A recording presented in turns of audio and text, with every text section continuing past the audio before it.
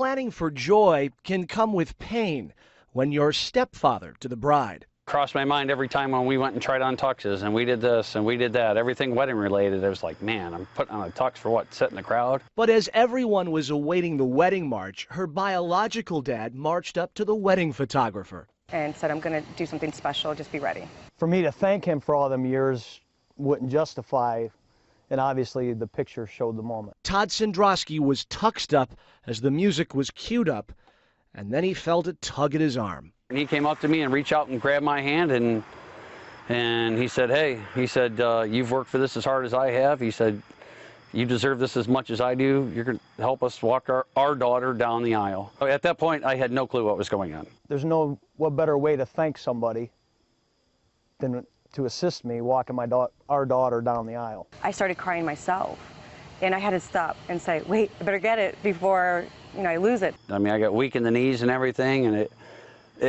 I couldn't have had anything better in my life. That was the most important thing in my life.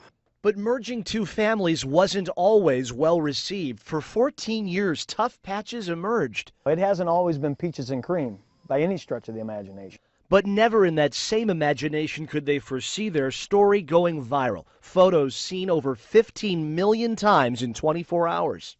Because a lot of people can relate to our situation. With every divided family, there's some tension in the past. As we look to the future, Brittany and Jeremy honeymooning this week, but sent us a video message that we shared with her dads. We've seen it all, been through it all, but no matter what, at the end of the day, we're all happy. That's our daughter. Amen.